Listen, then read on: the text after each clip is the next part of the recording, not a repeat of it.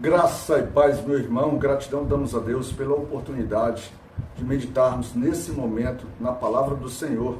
Somente a meditação em sua palavra nos proporciona alegria, porque nos enche de entendimento, nos enche de compreensão, de discernimento sobre as diversas situações da vida e nos orienta como devemos fazer para que alcancemos a boa, perfeita e agradável vontade de Deus. A nossa meditação de hoje, no dia 21 de dezembro de 2024, vai passar pelo primeiro livro de Reis, no último capítulo desse livro, que é o capítulo 22, e nós abordaremos como versículo base da nossa compreensão e entendimento, o versículo 28, e nele está escrito: E disse Micaías: Se tu voltares em paz, o Senhor não tem falado por mim. Disse mais: Ouvi todos os povos. Nos últimos dias de caminhada, nós tivemos uma situação em que Deus coloca o rei Ben-Hadad nas mãos de Acabe. E Acabe, em vez de, vamos dizer assim, dar fim à vida dele, né? Ou seja, destruí-lo, Acabe faz uma aliança. E dentro dessa aliança, o rei Ben-Hadad havia prometido restituir a Israel as cidades, os bens, principalmente as cidades, que o seu pai havia conquistado antes e tomado de Israel. Um pouquinho depois, nós temos também que Acabe, por ter cobiçado as vinhas de um homem, as vinhas de um homem que agora me faltou o nome dele, né? As vinhas de um homem chamado Nabote, e sendo negado a Acabe o direito sobre essas vinhas, né? Que Acabe queria ou trocar por uma outra área ou comprar, tendo sido negado a ele o direito, porque Nabote queria preservar a herança de sua família e principalmente as leis e os mandamentos em que o Senhor determinava para o seu povo, vindo a sua mulher Jezabel, vindo a mulher de Acabe, Jezabel, e ceifado a vida de Nabote com mentiras, com traições, com levantamento de falso testemunho, com prática de justiça, e que Deus, havendo prometido a Acabe destituir ele e a herança da sua família sobre o reinado de Israel, e Acabe se humilhado perante Deus, Deus tinha estabelecido que não cairia sobre ele aquelas maldições, mas passaria para o seu filho. Então, sucede-se 3 anos de tranquilidade, quando, neste período, já há um estabelecimento entre uma relação entre o rei de Judá, que é Josafá, um homem temente ao Senhor, um homem que andava em seus caminhos, e uma relação com Acabe, um homem que não andava ao Senhor e que tinha uma mulher extremamente maldosa e impiedosa. Olha o tipo de relacionamento que um servo de Deus, que é Josafá, faz com Acabe. E o pior, ele faz essa aliança através de casamento entre a filha de Acabe, Atalias, e o seu filho Jeorão, e o filho de Josafá, Jeorão, unindo ali os reis muito mais por uma estratégia provavelmente política, porque os sírios se estabeleciam naquela região e eles, talvez com medo dos sírios, eles se fortalecem militarmente. Mas olha a mistura que Josafá se faz, porque é uma mistura que não atende à vontade do Senhor. Um servo do Senhor, um servo que anda nos seus caminhos, se misturando com alguém que não anda nos caminhos de Deus. E logo já deixa pra gente, primeiro, com quem tu andas andando, meu irmão? Você que se diz temente à palavra do Senhor, você que se diz servo do Senhor. Ontem mesmo, eu fui numa celebração de, vamos dizer assim, de uma confraternização do trabalho da minha esposa, uma coisa simples, um jantar, mas lá eu chegando, as pessoas, aparentemente, todas as pessoas de bem, trabalhadoras, honradas dentro dos seus propósitos, dos seus negócios, mas o que nós encontramos lá são pessoas, principalmente na sua celebração, regada de bebida, um papo relativamente agradável, mas que aquilo que de mais especial que tem ali não era o próprio Senhor. Não que elas estivessem com vontade de idolatrar algo diferente do Senhor, não. Mas o que eu estou dizendo é que o coração dela, naquele momento, não tem o Senhor como centro da sua adoração, da sua glorificação. Ela simplesmente tem a sua rotina normal, seus prazeres normais, sua alegria normal de confraternizar entre pessoas. Mas aqui não, nós temos Acabe, um homem que é mau, um homem que vive realmente contra o Senhor e que se mistura. E aí ele aproveita a visita de Josafá e propõe retomar dos sírios a cidade de Ramote-Gileade, como é o nome da cidade? A cidade de Ramote-Gileade, ou seja, a cidade de Gileade ele quer ir buscar de volta. Propõe uma situação, Josafá, e o interessante é a resposta que Josafá dá quando ele propõe isso. Lá no versículo 4 ele diz assim, então disse Josafá, irás tu comigo a peleja a Ramote-Gileade? E disse Josafá ao rei de Israel, serei como tu és, e o meu povo como o teu povo, e os meus cavalos como os teus cavalos. Ou seja, Josafá, o homem do Senhor, ele já celebra, diz assim, olha, muito me apraz, muito me agrada que eu haja como tu ages. E já vê que as coisas não são assim. Porque tu és um homem do Senhor, tu não pode entregar, tu não pode te misturar. Às vezes você até está no meio daquelas pessoas, mas você não pode se contaminar com suas vontades, com seus desejos, com aquilo que eles querem intimamente realizar ali. Algo semelhante como eu fiz ontem, tendo um bom relacionamento, conversando de forma agradável, respeitando as pessoas do ambiente também, sendo respeitado em si, mas não me deixando levar por todas as iguarias. Algo como Daniel fazia ali quando estava ali diante do rei Nabucodonosor, ou seja, não se deixando contaminar. Mas aqui parece que Josafá já está fazendo. Mas antes de Josafá, por ser um homem do Senhor, disse assim, olha, eu proponho, antes de irmos, consulta primeiro a palavra de Deus. Consulta primeiro a palavra de Deus. Acabe, que só tem normalmente só tem profetas, normalmente criados dentro de um projeto de idolatria, e principalmente fora do contexto do que a lei determinava, sem respeitar exatamente qual família eles pertenciam, esse tipo de coisa, desde os sacerdotes. Ele apresenta ali 400 profetas, praticamente 400 profetas. E o interessante é que me remota lá quando Elias enfrenta os 400 profetas, lá no capítulo 18,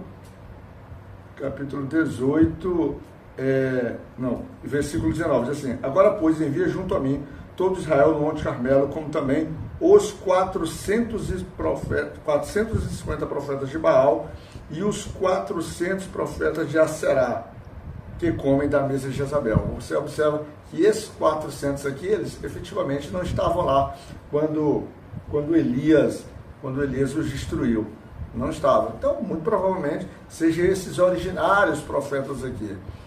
E Josafá, muito sabiamente, ao ouvir as profecias ditas por aqueles homens que garantiu a vitória a Acabe, ele disse assim, mas nós não temos. Aí ele vai e diz o seguinte, lá no versículo 7, diz, porém, Josafá, não há aqui ainda algum profeta do Senhor a qual possamos constar. Quando ele diz algum profeta do Senhor, é porque muito claramente no coração dele ele recebe que aquelas profecias não poderiam ter sido levadas a sério.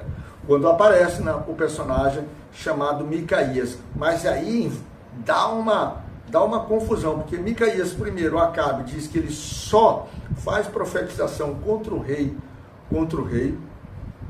No caminho que Micaías está sendo buscado, ele é orientado já pelo mensageiro a agradar o rei, mas Micaías fala, o interessante, versículo 14 diz assim, porém Micaías disse, vive o Senhor, que o que o Senhor me disser, isso falarei. Ou seja, deixando claro a quem está o conduzindo na presença do rei, diz assim, olha, eu falarei aquilo que o Senhor me disser. Mas o problema é que os profetas que estavam profetizando, um pouco antes, lá no Senhor, na vontade de Deus, então, isso dentro do campo celestial, algo interessante que diz que Deus procura quem pudesse enganar o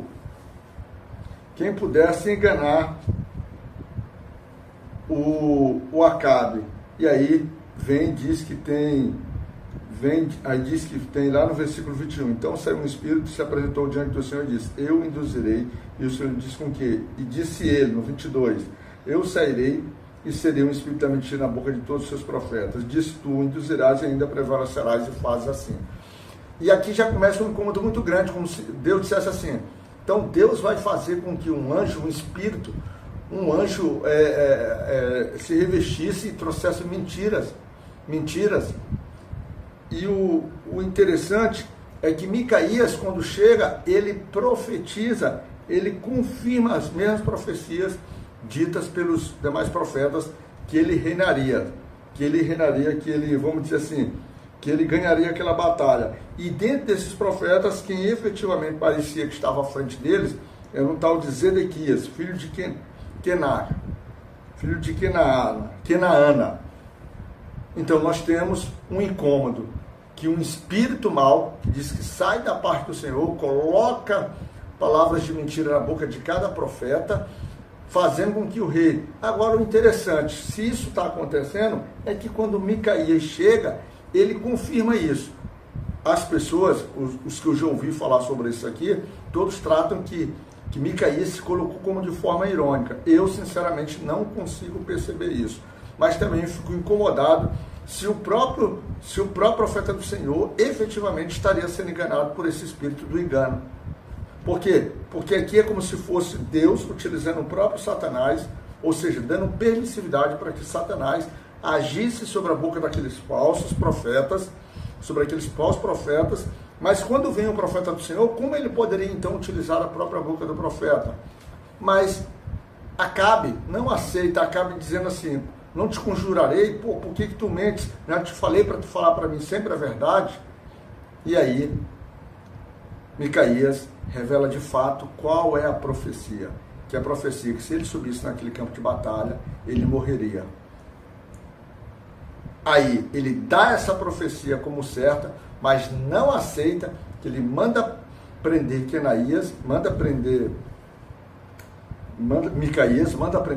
Micaías, que dá origem àquilo que nós iniciamos o nosso devocional, né?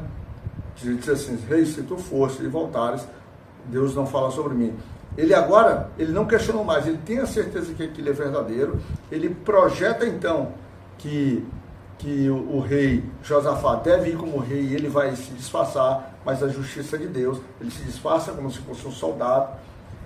Deus movimenta todo esse processo, bem andado agora é utilizado para dizer assim, somente o rei Acabe deveria ser o alvo do campo de batalha e mais ninguém. Ele vê isso porque na profecia de Micaías, ele olha e diz o seguinte, então disse lá no 19, então disse ele, ouve pois a palavra do Senhor, viu o Senhor assentado sobre o seu trono, e todo o exército do céu estava junto a ele, a sua mão direita e a sua mão esquerda. Lá no 17 ele diz assim, vi todo Israel disperso pelos montes como ovelhas que não tem pastor, e disse o Senhor, esses não têm Senhor, torne cada um para a sua casa. Ou seja, nesse campo de batalha, depois dessas revelações de tudo acontecido, e o interessante é que Josafá, o homem do Senhor, que manda chamar, que percebe que aqueles 400 profetas não vinham da parte do Senhor, quando vem o Micaías, ele simplesmente silencia, ele não diz nada. Ele participa daquilo, porque lá atrás ele já se coloca na posição, seja como tu é, como meu povo será o teu povo, meus cavalos serão teus cavalos, ele se porta desse jeito e vai para o campo de batalha. Lá, quando tentam atacar a posição do rei, já que Acabe tenta se disfarçar, mas a justiça de Deus, através de uma flecha, vamos dizer assim, uma flecha lançada, acha ele, porque a própria mão de Deus direciona essa flecha para Acabe, a sua justiça. Ou seja, não adianta ele se disfarçar, não adianta ele manipular, ele não deu ouvidos àquilo que ele já sabia, porque quando ele sabia que Micaías não tinha dado a profecia de forma correta, mas que ele faz com que o profeta, vamos dizer assim, fale adequadamente aquilo que Deus naquele momento passou a liberar, talvez até aquele momento Micaías não tivesse exatamente a revelação e simplesmente repetiu o ato dos outros profetas, poderia ter simplesmente silenciado, mas não fez, e eu não tenho como, o Senhor não está me dando uma resposta adequada para me dizer por que ele não silenciou, ao invés de confirmar a mentira que era originária do espírito mal, em que os pregadores tratam isso como uma ironia do profeta. Eu não consigo chegar assim, deixo bem claro, mas em contrapartida, na sacudidela de Acabe em relação a Micaías, ele de fato fala a verdade, mas como sempre, a verdade não agrada, a verdade às vezes não é aquilo que a gente quer, porque a verdade do Senhor exige da gente mudança, exige da gente um comportamento de renovo, exige da gente que a gente suplique, que a gente se humilhe, e a verdade, ela exige uma conversão verdadeira, e deixando, fazendo com que a gente esqueça o eu e viva aquilo que o Senhor quer para as nossas vidas. E ele não faz. Morre Acabe, e a Bíblia não traz mais aqui em relação ao profeta, e não traz mais em relação, mas mesmo assim, não só Acabe, quanto o próprio Josafá foi envolvido nessa seara. Um homem às vezes de Deus, um homem que caminha no Senhor, mesmo assim às vezes pode se permitir ser levado justamente pelas junções, pelas alianças, pelas misturas daquilo que não agrada a Deus, tá certo? Fica na graça de Deus Pai Todo-Poderoso. O capítulo tem mais coisas, sempre recomendo que você leia. A gente escolhe um ponto dele ali para trabalhar, mas se você for ler, Deus pode te mostrar coisas muito mais significativas e até muito importantes para a tua vida como um todo, tá bom? Fica na graça de Deus Pai, que Deus o abençoe, que Deus possa te cuidar, meu irmão.